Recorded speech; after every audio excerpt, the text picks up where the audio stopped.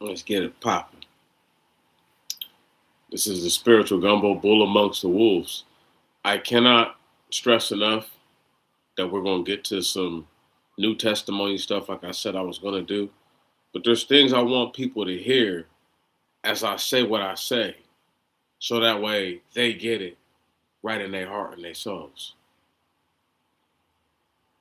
So first we're going to pick up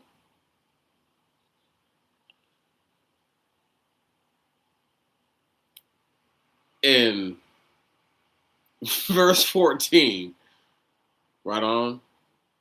And we'll go into all these things, but we're going to go into verse 14 of chapter 22 of the book of Matthew. For many are called, but few are chosen. Not a hit on nobody. Just going to speak it. That's that red print. Now let's go back to the black print. Then went the Pharisees and took counsel how they might entangle him in his talk. And they sent out unto him their disciples with the Herodians. So understand, the word disciple does not necessarily mean you studied under the tutelage of the Christ, because the Pharisees had their own disciples. Again, people need to realize, recognize, and they need to have a way of putting in their minds, hey, this shit is for real. It's not just you who does the things that you do. There's other people, there's other things. Imagine if the movie Invasion of the Body Snatchers already took place. Imagine that. And that you're already in a situation where the evil, wicked, pernicious forces have already taken over. And now they've created mechanisms, which you call a motion picture, a movie, that gives you the idea that such event could take place again, even though they've already committed it. We shall move forward, and I just want you to let that thought percolate. Then went the Pharisees and took counsel how they might entangle him in his talk. And they sent out unto him their disciples with the Herodians, saying, Master, we know that thou art true, and teachest the way of God in truth, neither carest for any man, for thou regardest not the person of men. Tell us therefore, what thinkest thou? Is it lawful to give tribute unto Caesar or not? But Jesus perceived their wickedness and said, this is in red, why tempt ye me, ye hypocrites? Shew me the tribute money. Without red. And they brought unto him a penny. And he said, and he saith unto them, in red, who is this image and subscription and superscription? So image and who was this part of? They say unto him, Caesar's. Then he said unto them, in red, render therefore unto Caesar the things which are Caesar's, or Caesar, or however you want to say it, and unto God the things that are God's. When they heard these words, they marveled and left him and went their way. Stop right there. Now, we're going to read into the Old Testament pretty tough.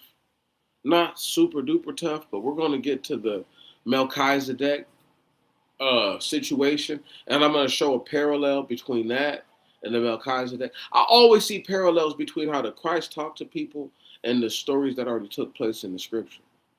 Like, for real, for real. And so I always pay attention to what the real Christ is saying versus the fake Christ that Paul proceeds to represent. And I say it like this. In the 12 years after the Christ death, I want to say it was 12 years, and then Paul comes up. So what was he doing the 12 years before that? Does anybody know? Does anybody have an idea? What was he doing? Make it make sense. I'm not stupid. I just want to know so that way we all know. Is that all right? Now going forward,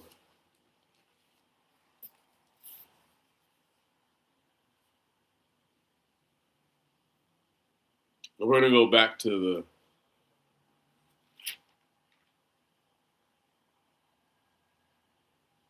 first verse, chapter 12, and we're going to move on. I'll go back to the book of Enoch when it suits me. I'll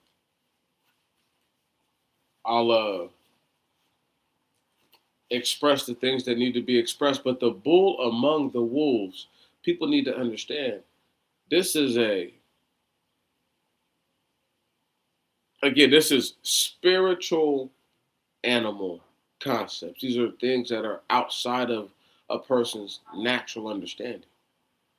Again, to compare Judah to a lion, and for the only group in the whole book of Enoch that you could contribute those same lion-like assets to, in essence to, are the Chaldeans. So that means that within the ram, there's another being, right on? Within the lamb and the bull, there's this other being, right? And I'm not saying that Abraham is an all-out lion, because he's not. He's a white bull, right? As the first. Again, the Most High God created in essence, if you're going to sacrifice something, this is the greatest sacrifice that you could give on the land. I'm not talking about a bison. I'm not talking about a buffalo. I'm not talking about an ox, right on? I'm not talking about a yak. I'm talking about a bull. And the conflation of all the different genera, because people don't know, has been more troublesome than not. So when we read this, understand that Abraham is the white bull and he is among the wolves. The Egyptians are the wolves. We will get into the true meat of it all, because we're going to go back to the same verses over and over and over again like I have before. That's just the way I do things. So that way you can see the same information through a different lens. And don't ask yourself how long has he known it. Just realize that I've continuously shared the same things normally. People just don't hear me all the time. They're listening, but they didn't hear a word I said. Now here we are.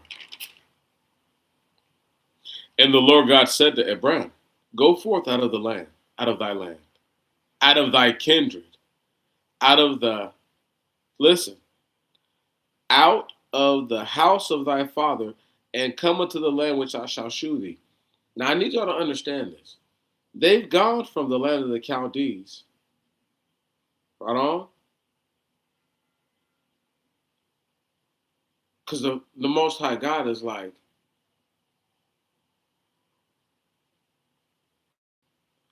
maybe this is just again, telling us what happened, and then this is the actual set of events that took place. So once they're leaving and they're doing whatever, right? I don't know what's going on. I don't know if these guys are part of a royal lineage, regality. I don't know if they are pushing back against moon worship. That's what was big back then. That's why you see that that's why all these dudes who claim to be Muslims and all that, that's their big thing. You see the moon and the star. Again, though, that's ancient worship. Moon and star worship goes all the way back. So this is why you have to look at and understand who you're dealing with and really know. Black people are still like this to this day. They still worship the sun, the moon, and the stars, the wind, and all that. They're highly esoteric and blasphemous at the same time. Now let us keep going.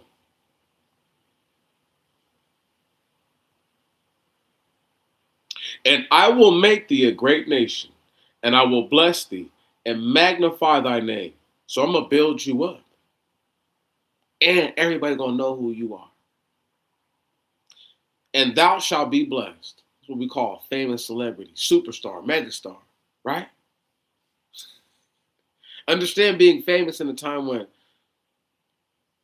they're just leaving the Stone Age, coming into the Bronze Age. See, people don't, again, your pastor does not emphasize this enough. These are people leaving the Stone Age, coming into the Bronze Age. Are we all on the same accord here? Do we all get it? Boom. So as we say these things and we read these things, you have to recognize.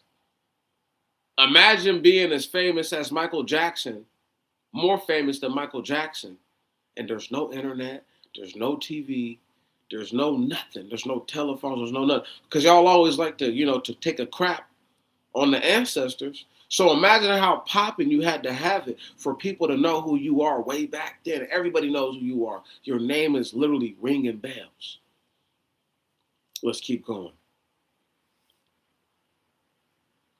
Verse 3, and I will bless those that bless thee. Uh-oh. People always used to wonder, I used to wonder, why is Egypt going to be blessed in the end? Because the Egyptians blessed Abraham.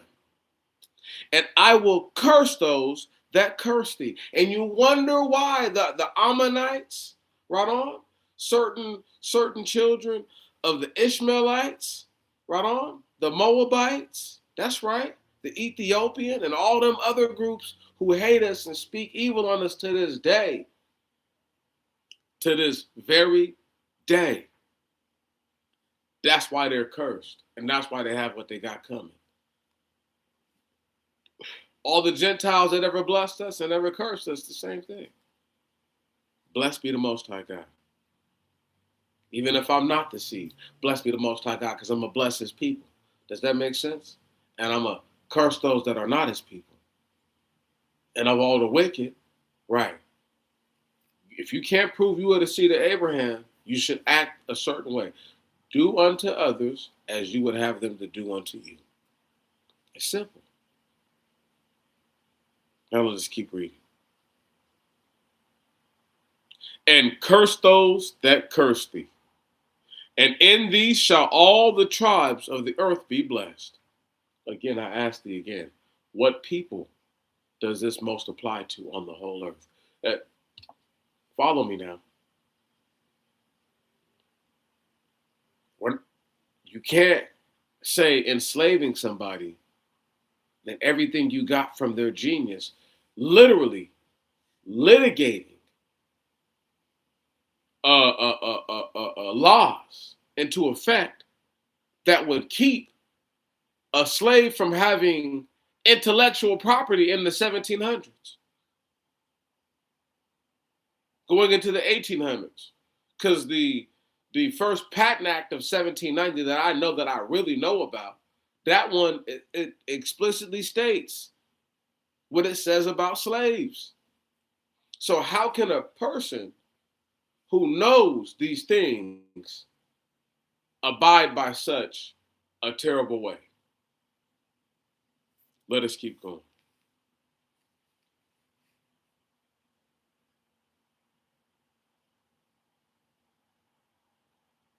And Abraham went as the Lord spoke to him, and Lot departed with him. I don't know what kind of spirit animal this dude is, but he's different.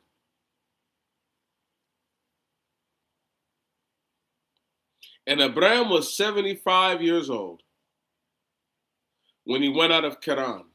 And Abraham took Sarah, his wife, and Lot, the son of his brother, and all their possessions, as many as they had got, and every soul which they had got in Haran. And they went forth into the land of Canaan. And came into the land of Canaan. That's another translation, but neither here nor there. Check this out. There are people with Abraham at this point.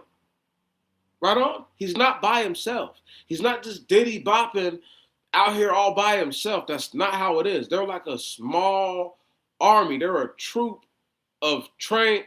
Okay, let me say it like this.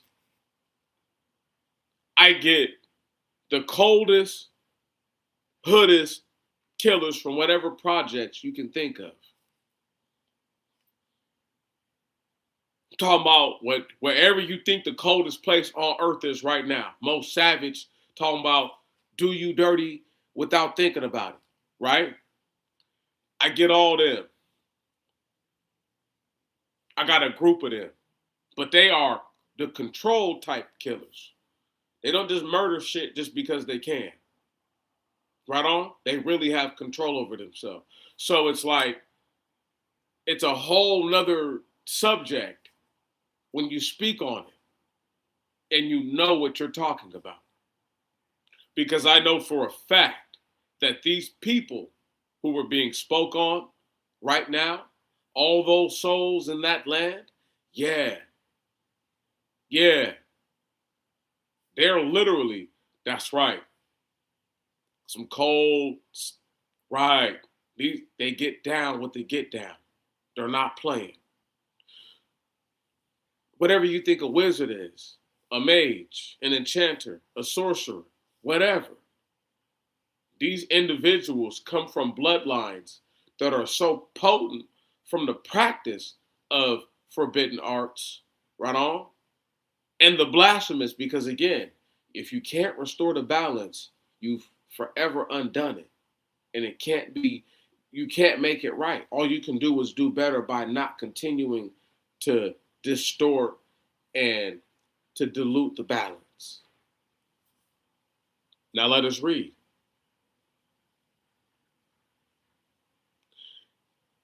And verse 6, and Abram traversed the land lengthwise, meaning the long way, as far as the place Sikkim, to the high oak. Understand, they weren't just cutting down trees back then. So they had trees that were magnificent. You know what I'm saying?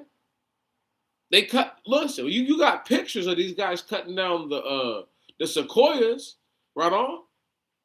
And back there in the redwood in California, you got pictures of them cutting down massive trees out here in Washington. Come on. So you got to understand how big a tree back then would have been when people would have been less inclined to do those things. Do you understand me? Because you can't tell me that the groups of the individuals who are bringing much destruction to the earth are the same groups of individuals there thousands of years ago, and the earth is already not destroyed. They would have destroyed the earth a long time ago, y'all.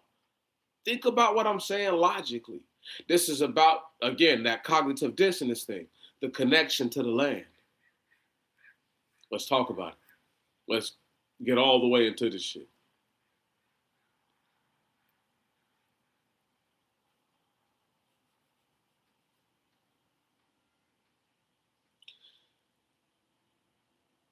And Abram traversed the land lengthwise, as far as the place Sikkim, to the high oak. And the Canaanites then inhabited the land at that time. And the Lord appeared to Abram, this is the Christ, and said to him, I will give this land to thy seed.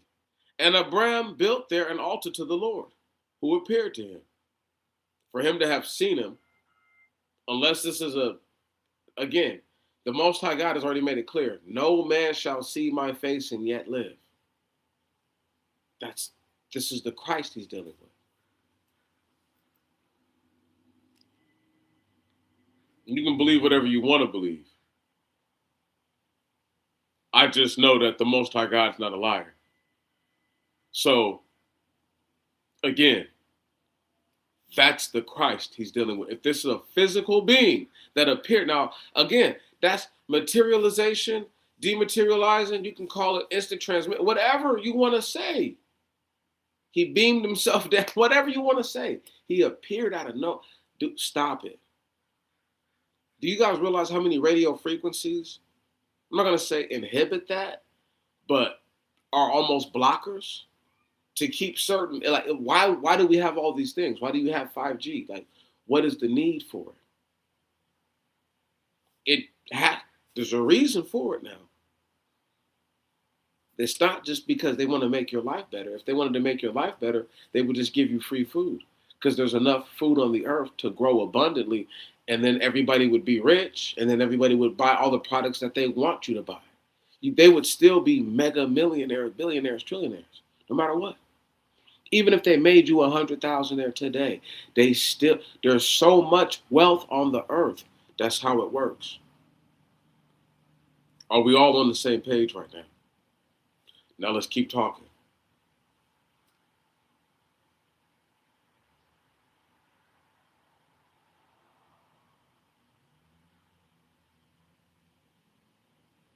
And the Lord appeared to Abraham and said to him, I will give this land to thy seed. And Abraham built an altar there to the Lord, who appeared to him. Now, Abraham has not had children. For the sake of argument, him and his wife are married. I'm sure copulation has taken place, or the attempt to copulate has taken place more than once. Talking about trying to make a baby.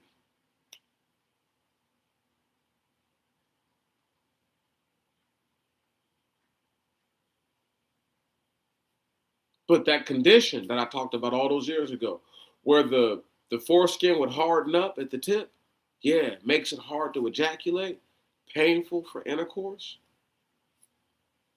shit like that. Again, people ain't listening. They're not understanding. You live in a society where they have running water at all times. So your skin has been moisturized to a degree that ancient people who didn't live by active water, didn't have aqueducts, they never experienced. You just don't get it.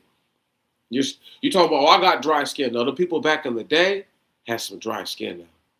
That's why they had to have all the oils and all that kind of stuff on their bodies, because, like you're dealing in a different time of the earth. You're not dealing in the now. Right on? You're not dealing in the now. And people read the scripture and they act like right now is how it was back then, which is completely foolish and ignorant. But at the same time, I can't blame them because they weren't taught to give it any other lens. And then the lens that they might look from it at is a lens of dishonesty. Again, my question for y'all: if the earth is a certain color, if the soil is a certain color in a certain region of the land, what color would the first man have had to have been? Even if you say he was built in the regions outside, that's right, where the soil is close to this color, right? Brown, light brown to dark brown to black to those regions, right on? You could say he wasn't created right by the river. He was created offset from it. Whatever. The first man had color. He was not void of what you call hue or pigmentation. Right on? That's not how it works. Melanin, that's the word they really like to use, which I think is a fake make-believe word. Because again, if they were creators like they thought they were, they could create somebody from the earth. All the minerals that anybody has in their body is found in the earth, y'all. You can find everything that's in your body in the earth. Right. That's why it's such a big deal when they try to deny the scripture, but then at the same time we'll make Adam white. We'll make the Christ white. White being what they've imposed on us, but pink in actuality. So when I speak these things and I say these things, the bull among the wolves must be taken serious. So you're like, yeah, we did all that to build it up. We got to get to this part with understanding. We can't just jump right into it and then I expect y'all to get it. Because now I'm going to jump over, read about these wolves.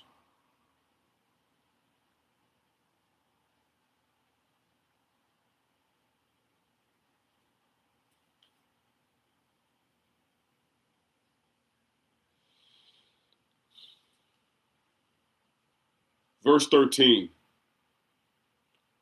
chapter 89, book of Enoch. No, verse 12. But that bull which was born from him begot a black boar, a black wild boar, and a white sheep. And the former begat many boars, but that sheep begat 12 sheep. So, right, Esau had a whole bunch of babies. Right on? But the 12 main, right, the main ones that came right from Jacob, does that make sense? Right, these are the main ones. And when those 12 sheep had grown, they gave up one of them to the asses, the Ishmaelites. And those asses again gave up that sheep to the wolves, the Egyptians. This is what happened to Joseph, is it not? This is Joseph. I need y'all to understand. I need y'all to understand. The wolves are the Egyptians. I'm reading no further. If we're all going to say that Joseph wasn't given up by his brothers, I'll stop now. But if that's what's written in the story, then I'll carry on.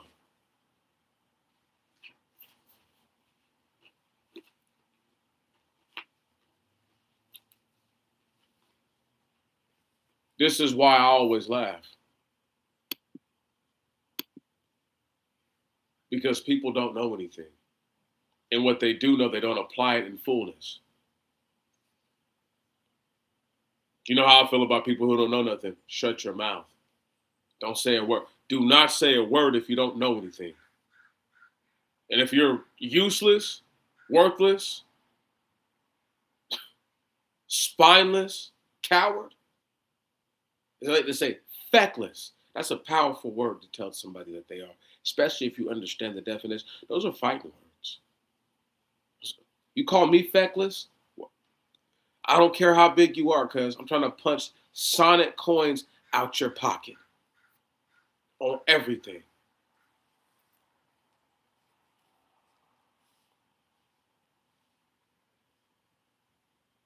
Now let's just keep reading.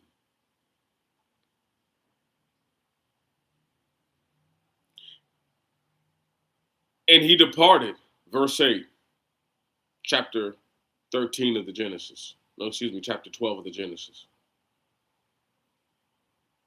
And he departed thence to the mountain eastward to Bethel. And he pitched his tent in Bethel, near the sea, and Agai toward the east. And there he built an altar to the Lord and called upon the name of the Lord. And Abraham departed, and Abram departed and went and encamped in the wilderness. So he's just all in the middle. Understand, he's with people. So they need food, water, provisions, blah, blah, blah. It's not just him and his wife and his nephew. It's a bunch of people with him. They're like a small army, right on? And again, where they're coming from, people know how they get down. So imagine a group of dudes from the hood who met up with other dudes from other hoods in the general area. Let's just use the Midwest. Let's say a bunch of dudes from Milwaukee, a bunch of dudes from Chicago, a bunch of dudes from Cleveland, Cincinnati, Toledo type of stuff. Man, you can pick all the hoods. They all get together and they say, man, we mobbing out and we going eastward. And we're going to go to wherever this little state is. Again, if people know how you get down and you move in a certain kind of way, they're not going to mess with you. They're just not. They have no interest in trying to deal with you on that level. Understand me. But even a person who's, now let's say you're going to another nation, no matter how tough you are, no matter how badass you are, if you're going to a place that's a full-blown nation, and it's the strongest nation. So let's say a bunch of dudes, I'll extricate Americans from this. I'll use a bunch of dudes from the islands. Let's say you got a bunch of the hardest dudes from Belize, Jamaica, Puerto Rico, Haiti, the DR, right on? Cuba. You got all them to come up here, right? I'll even throw in St. Lucia because you got a couple of real life grimies out there too. Listen, there's grimies everywhere, but I'm just talking about like you can pick any. You can go Barbados. You can pick all of them. Trinidad, all of them. You get the hardest dudes from all those places, and they're all landing. They're working their way up, People gonna know who these dudes are. There's gonna be people who might try with it, but there's gonna be people like, nah, don't mess with them, because you know how they get down. Now, once they start getting closer to America, I'm not even gonna use Mexico. Once they start getting closer to America, they know what time it is. Okay, so this next part, imagine if somebody's coming up on the border right now, with their family and their people or whatever, and they know that their wife is an attractive person. Here we go. And she hasn't had children yet, by the way. Verse 10. And there was a famine in the land, and Abram went down to Egypt to sojourn there, because the famine prevailed in the land. And it came to pass, when Abram drew nigh to enter into Egypt, Abram said to Sarah his wife, I know that thou art a fair woman. It shall come to pass then that when the Egyptians shall see thee, they shall say, This is his wife, and they shall slay me. But they shall save thee alive. Say therefore, I am his sister, that it may be well with me on account of thee, and my soul shall live because of thee. Now he's saying, tell them that we're related. Don't tell them that we're married, because if you do, they're just going to kill me. Now I understand this is a dude who can get down with the get down. He didn't just say, oh, I'm just going to die and just let them kill me, but eventually I'm going to be overwhelmed. Right. Base level nonsense. Like that he's trying to avoid. They got archers. They got all, like, I'm going to be slumped in here before you know it. And this is Egypt with who knows how big and how tall giants standing post at them things. 30, 40, 50-foot tallers. How big of a bow do you think these guys have? You get hit with an arrow from a dude who's 30 foot tall, bro. It's over. It's over if a nigga our size hit you with an arrow. So somebody 5, 6 times our size, stop playing with me. It's over. Again, this is a man that's aware of the situation.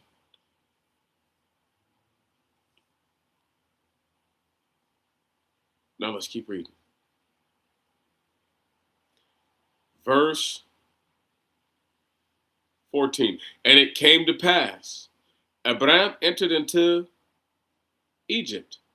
The Egyptians, having seen his wife, that she was very beautiful. So the word fair does not mean white skinned. Let's keep going. That the princes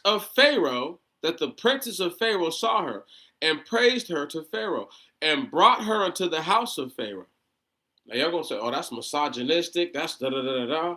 When you go into a place with power, that's how it is. This guy has pick of the litter. Right. This is a different time on the earth. This isn't right now. So they have the ability to do that. You want to get mad? It happens all the time in the hood, in the projects. Somebody brings their little girlfriend over to a party. She starts drinking, getting a little loose. All next thing you know, Tyrone and the whole crew done ran through her. Or Tyrone is like, oh, she's me. You nigga, you leaving in an Uber or something if she drove here. Happens every day. Niggas get boss hogged on. So don't act like, right, the Egyptians who were wolves, not dogs. They ain't no dingoes. They ain't no coyotes. These are wolves right here. Mountain wolves. You know what I'm saying? The worst kind. I'm trying to give y'all some understanding so that way you can put it into essence.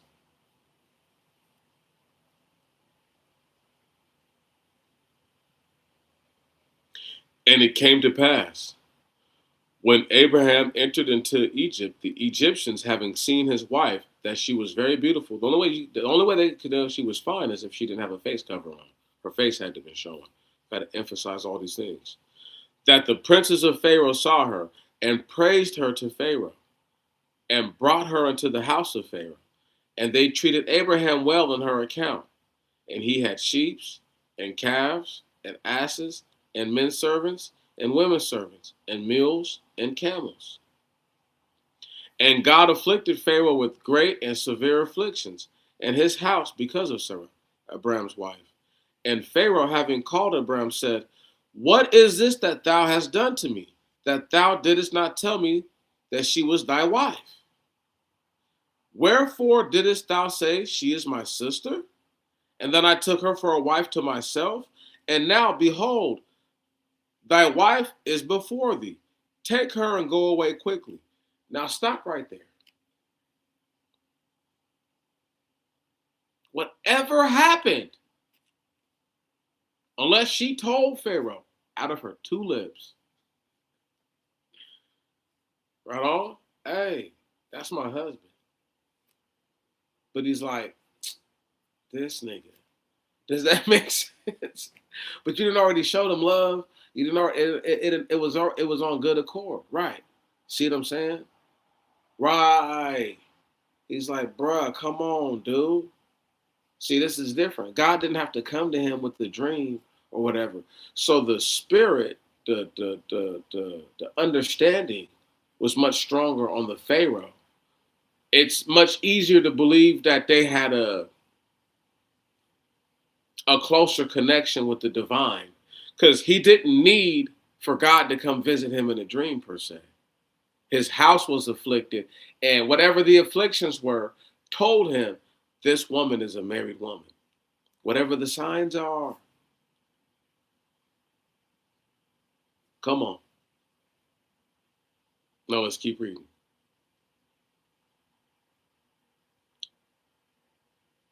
And Pharaoh, verse 20, gave charge to men concerning Abraham to join in sending him forward, and his wife and all that he had. Make sure this nigga leaves.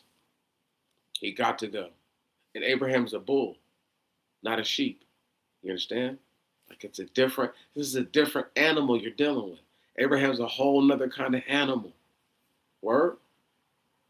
He's a whole nother beast, if you will. For real. Like that's the thing about it. Like you have to put that in your mind. If you think you're the children of the Most High God, at best you're a ram, as far as like physical tendencies and abilities are concerned. Some of these people are goats. They're not sheep. They claim to be sheep, but they're not. Some of them are goats. A goat is clean for sacrifice, but you also do other things with goats. So this is why I'm like, like the scapegoat for the law, right? The one that you send out, that you put all the sins of the people on, like, which is just so grimy. But anyway, the sheep that are the Most High God's people, those are his people. Right on? Those are his people. That's indisputable. Like, again, why people want to try to push back on that, I don't know. Right. Right. So Abraham having to be escorted, like, can't trust this nigga to just not, because Egypt is that big. He'll try to stay somewhere. He'll try to nestle up. Nah, bro, you got to go.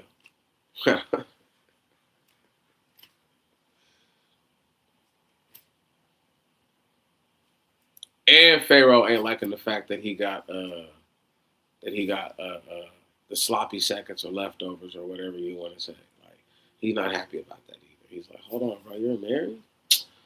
Oh, because I've been kissing this chick and everything. Oh, man, y'all got to go, man. Get this nigga out of here. Y'all don't understand. I'm smarter than I look.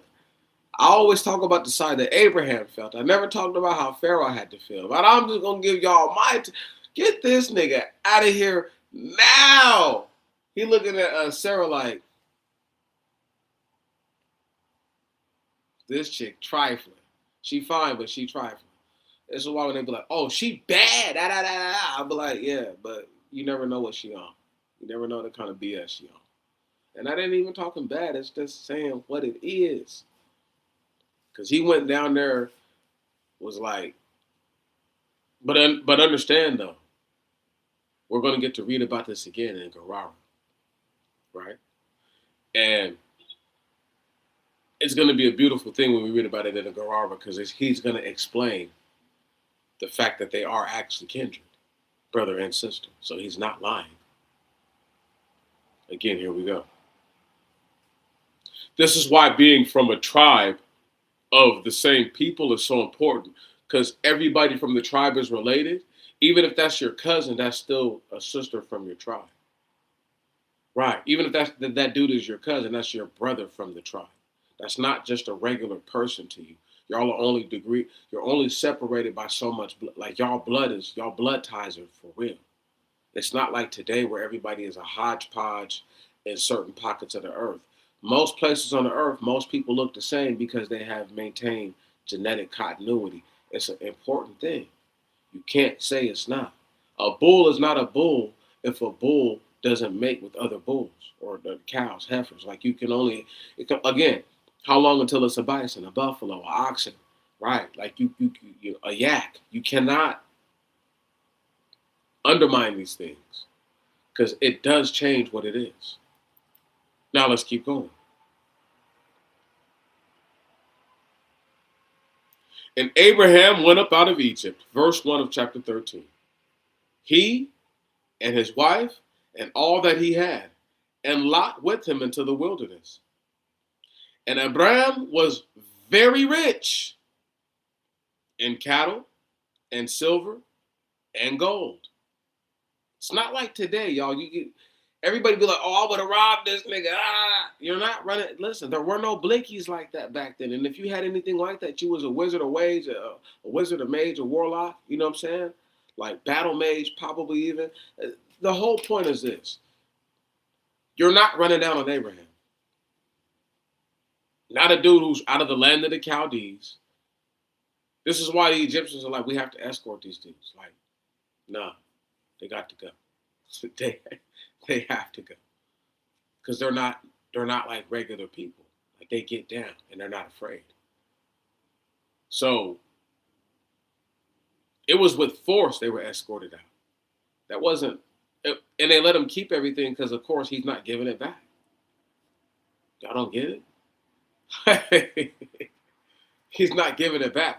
Why would you? You gave it to me. Oh, we got to go. All right, let's go. Like he said, why didn't you tell me she was your wife? Bro was more offended by that than by any of the other activities. Forget what we gave him. Egypt at this time is a very, very rich nation. Right.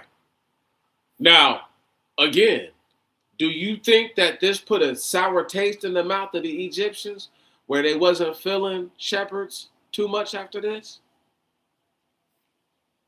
Not just the fact that they didn't eat beef back then anyway. Right, because their ties with India. All this stuff, you got to realize their ties with India go back. The real Egyptians and the real Indians have a relationship that is older than the scripture for sure. So bull worship, heifer worship that is pushed onto the people later on, it makes sense because they're in a region where there's a certain group of peoples who all are a conglomerate, right on? Mega conglomerate, super conglomerate, if you will. And they push their will and desire onto the people because apparently whatever they're doing is right. Worshiping this cow must be working because look how much money they got. Look how whoop-de-whoop-de-whoop-de-whoop, right? Like you guys got to look at how that's how people gauge life to this day. They'll look at what you have and then they'll listen to what you're saying and be like, oh, this nigga ain't got nothing. So what he's saying is some bullshit. Not recognizing and realizing I'm about to get to it later. Right on. Like you can think whatever you want to think. It's your mind to think it. Again, I'm not here to be the thought police. I'm here to make you think. Dan Calloway stole that shit years ago, so I just stopped saying it. But I remember me saying it 2016. I'm just here to make you think. That's my whole purpose, is to stimulate thought for my people. So that way, within that thought, they make different decisions. Those decisions turn into actionable causes, and those actionable causes turn into changes. That's how you do something, people. That's how you effectively do it. Somebody who needs everything to be right, but ain't doing everything right, shouldn't have a job. Check this out. Dude got on where I'm at. Old dude, right? Again, one of these old dudes with no touch, mad because he's a dishwasher, mad because, he couldn't get on as a cook. Bro, you're too old to cook on this line. Because when it's really busy, you can't keep up. You can't even keep up in the dish pit. So you can't keep up on this line. You feel me? Like, you really can't. Because y'all are you needed to be too pristine, even though it's already nasty and filthy. The dishes are dirty. Wash them, nigga. They don't need to be in no kind of order other than light dishes. But again, you got people who don't get it. We're in a time where I'm trying to show people how to just think about things. Just go. Just think about it. Not what you should think, but go about how you think about it differently. Not even better. Not even an improved way. Just do things differently. You know what I'm saying? Have different thoughts. Think different thoughts on purpose. The exercise of thinking, the ability to think, gives you more power than not. Because I exercise up here first, then I execute from here and here. Right on? By the strength of my own hands, I do things. I get up, I bring myself to go to work. God gives me the strength, blesses me with the life. I take my life into my agency into my own hands. I'm not asking for people to give me, again, their wares and their goods. I don't need anything from them. And it's not a knock, it's just a fact. I'm not looking for anything from anybody. I just want my people who to consider greater and better things. I want the people who are the stranger and the like to consider greater and better things.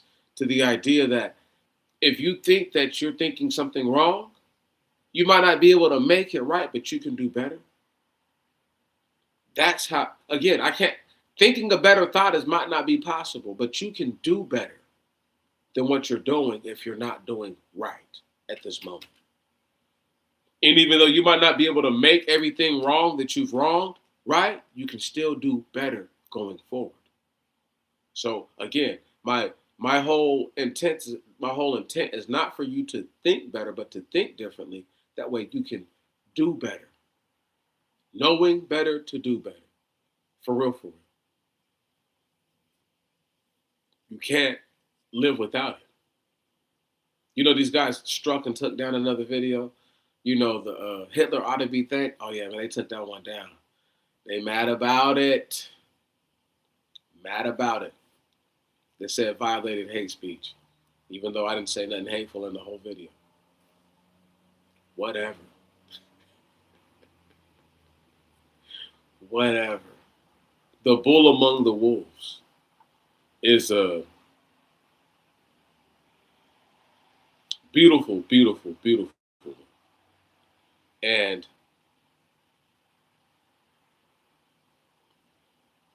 I'm just glad that I'm able to just break down chapter by chapter. I broke myself into that chapter nice and slow. I want to ease my way into this next chapter nice and slow, so that way when we understand what we're dealing with, we deal with it from a level of honesty. And Abram went out of Egypt, he and his wife, and all that he had, and Lot with him into the wilderness.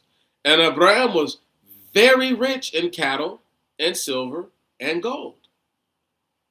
And he went to the place whence he came, into the wilderness, as far as Bethel, as far as into the wilderness, excuse me. And he went into the wilderness, as far as Bethel, as far as the place where his tent was before, between Bethel and Agai, to the place of the altar, which he built there at first. And Abram called upon the name of the Lord.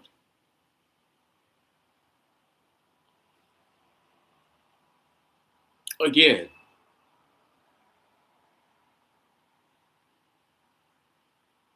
Abram is calling on the name of the Lord. Now, the Most High God, I need y'all to understand, nobody knows his name until Moses. This is, again, an indication that the Lord is the Christ.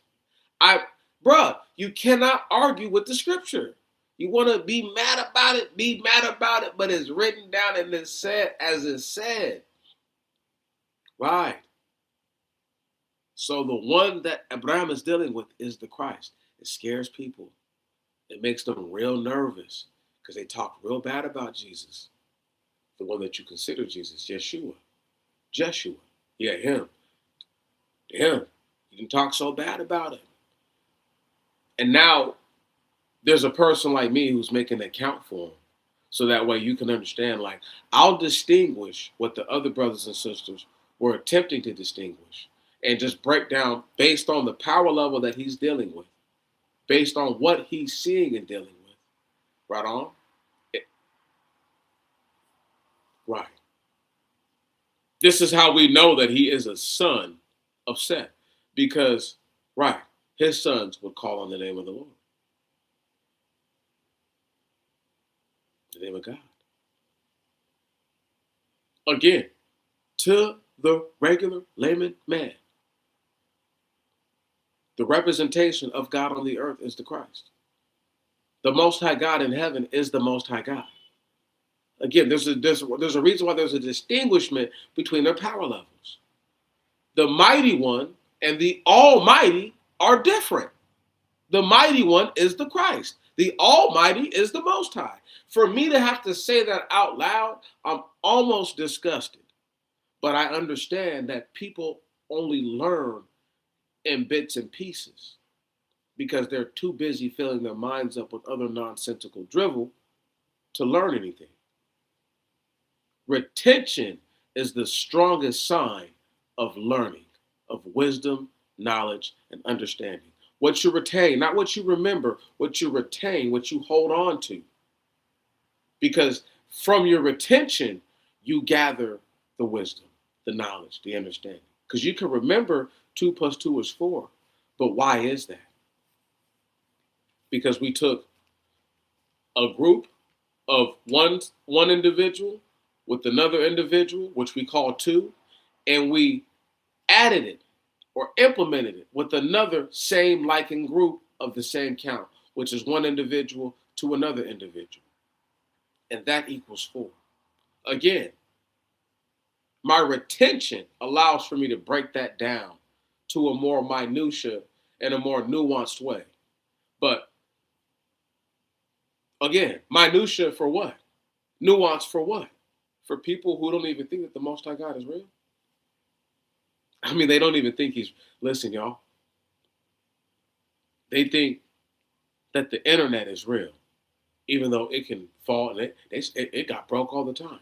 God never got broke. Got his heart broke by people who were supposed to be his people who said that they were down. The real life OG, original God, all these other knockoff and fakers. And y'all don't even see the parallel between the Most High God's relationship to the fallen angels, to the structures of the earth that they've tried to create that are like pantheons of the heavens. I cannot stress it enough. They miss what they used to have, but they blew it. It's not my fault or your fault that they blew it. They blew it all on their own accord. They made it difficult for us to have something. This is why I don't ever feel bad for them, because they put us all in such a position where now we have to do everything even more, even greater with less rewards. You're taking a chance now for nothing. They could nuke the whole earth. Right. I'm not nihilistic. I just understand that it's in vain to do certain activities. You have to pursue peace. Sure. No doubt. But you cannot have peace without justice. So first, justice must be achieved. Then there can be peace. And the year of pseudo peace is not at an end. Not for me. That's why the year won't be in review until I see the year of pseudo peace end where I see the declaration of real war. It's coming. And when people's sons and daughters are drafted into the military, they better not cry about it. This is the price of freedom, price of democracy. You true patriot or not, huh? So you don't talk to me about being no American, because I already did my time. They didn't. They ain't did nothing. All they did was play Call of Duty and think that made them a soldier. You're not calling in airstrikes, homie. You will be by yourself. You will be boggled down, surrounded by hundreds, if not thousands, of hostiles that want you dead and that will do their very best to see you dead. And if it means their life, then so be it. Yiked up off of amphetamines and all sorts of other stimulants and depressants that give them the numbness and the drone-like behavior to act in such a way where in which there is almost no chance for survival, lest you do X, Y, Z. I bless the Most High God because I know that bull that was among the wolves, he made it. But when his children came back through, see, they didn't treat them as they could have, but they blessed them by allowing their numbers to grow. This is why, again, y'all need to understand. First, they made Abraham rich. Not so much famous, but they made him super rich. Right. Because they gave him the dowry for his sister. No doubt. How do you think he got all like that? Like, again, if I have to say it out loud, that means that you don't know. Like, these are basic little concepts. People are like, oh, you're saying he pimped his sister out? I'm not saying that. I'm saying that he told his sister to take a certain route, knowing that it was hard to get her pregnant because he couldn't get her pregnant. Because had she had children, guess what? He wouldn't have been able to lie like that.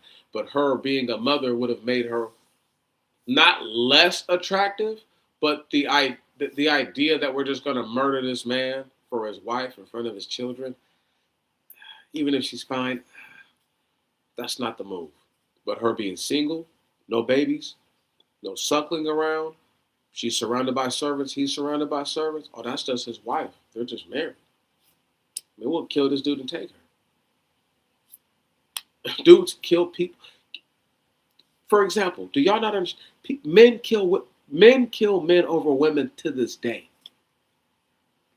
So that's allegory right there, huh?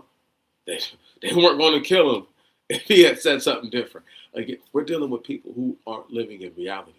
They don't live in actuality. They're not living in today. Because if they were living in today, they would be able to tell themselves that surely it's possible and plausible. Right on?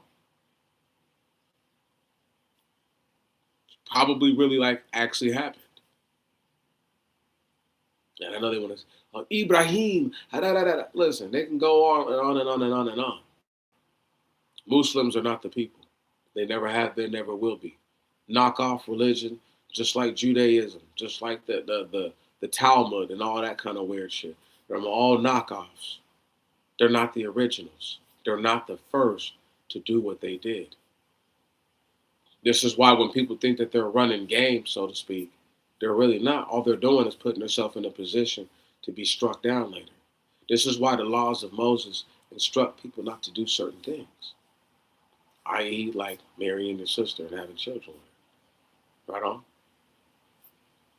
But the Most High God was in a position where this is, again, the earth is full of giants, cyclops, wizards, mages, warlocks. There's all kinds of stuff running around the earth. And you got to think, for all intents and purposes, who's going to stop somebody who has a weapon that's like a gun back then when nobody else has one? They're not going to let you get close enough to stop them. God is not going to stop them, so to speak.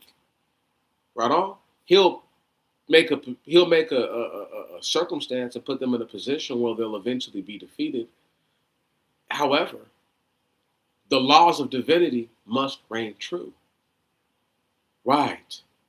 The Most High God doesn't break divine laws to save people because that's how you keep the balance, at least where it's at.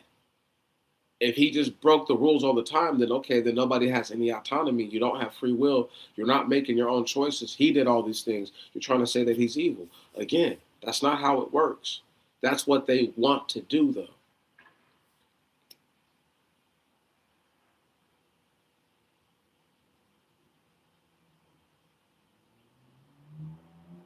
For the people who think that they understand the Most High God's itinerary, riddle me this.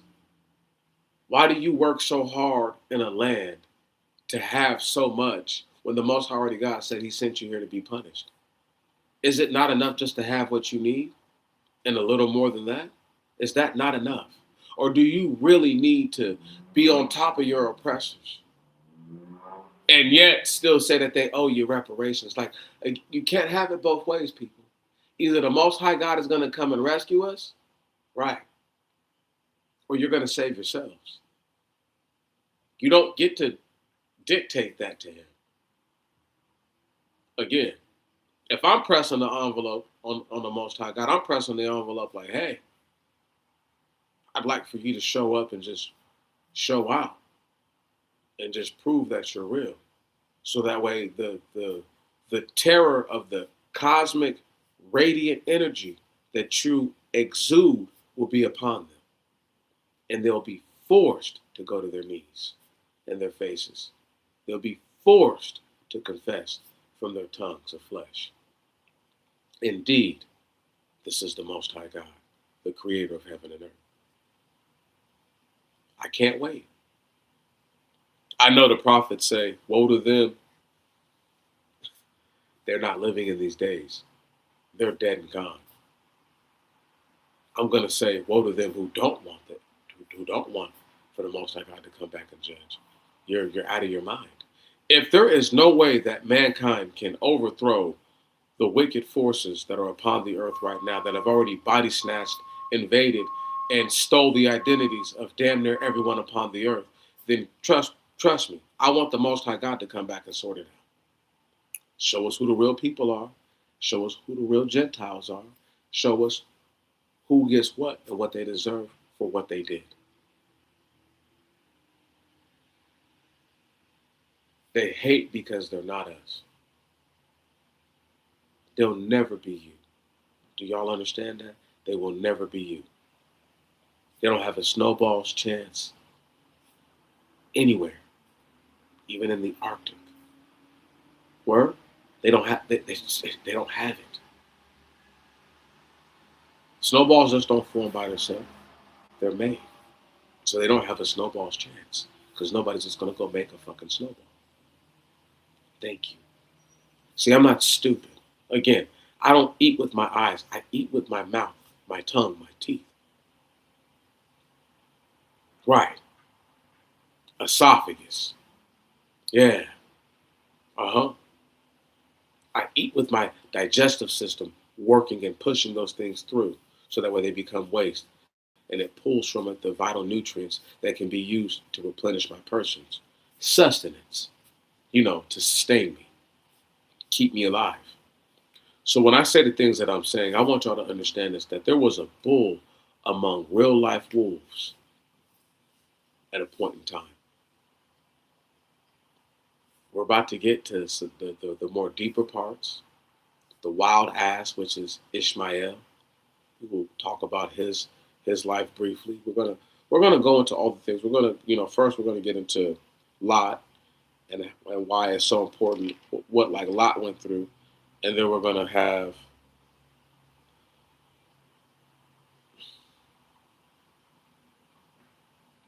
again we're gonna get to Melchizedek in this next piece. It's gonna be a lot of reading, and so I'm gonna have to really, you know, buckle down on certain parts, read, but at the same time break away and then give my own dissection of what it is that we're reading, because people don't realize that. Like, you have to discern what it is that you're seeing. Abraham was very rich. This is For whatever standards. Okay, so you guys are buying fake gold and fake silver and fake jewelry. You think that that gold that he was getting back then was alchemically produced? No, that was the real deal. That was the real stuff. Yeah. So it's different when you just, again, like, this man had servants. Okay, he comes from regality. You know, what y'all call a little homie is a servant. But the fact that you don't treat your servants right is the reason why they break away and want to start their own gangs. But if you treated your servants right on, and blessed them and did right by them, you would always have servants forever. Work. And then when they did break away or did go do their own things, it would be in the name of your cause, not the name of their own cause. But people don't even understand that. Again, treat people right. I treat everybody like they're a master and king within their own life, and that they're the ultimate author in their life, and that the Most High God will publish your book if you live righteously, and all others will be thrown in the fire. With that said, brothers and sisters, I pray that today was a blessing for you, like it was for me. I love to share the scripture with y'all. I love to read the scripture with y'all. I know people don't like it when I use profanities and vulgarities. I'm me. I'm not going to stop being me. I'm not going to change who I am and alterate my persons to make somebody else more comfortable. I will make the adjustments that I need to make to get my point across, but I don't need to change who I am as a person. Because again, I'm not here on YouTube talking about like, share, subscribe, donate, blah, blah, blah, blah, blah. I don't need any of that. But I'm good to go. Your prayers are enough. Your prayers are felt. Your prayers are needed. That's all I need for you to do for me. Pray for your brother. Keep me in the most positive thoughts in your prayers. Pray that whatever I'm not doing right, I stop doing. Pray that whatever I am doing right, I keep doing. Pray that I make better decisions. Can y'all dig it? I salute you. I salute you again. I salute you once more. May tomorrow be better than today, and may your next week surely surpass, more than equal the last. I love y'all, brothers and sisters. May you never be afraid to be the ram or the sheep or whatever it is that you are unto the Most High God. Don't be afraid to be that. Embrace your role and be the best. If you are a hewer of wood or a drawer of water, be the best one there ever was. Be the best one that you could ever be. And even if you can't hew wood like the next man or carry as much and do as sharp as, do the best job you can do, because the Most High God knows your heart. He knows your intent. That is a fact. Spiritual Gumbo.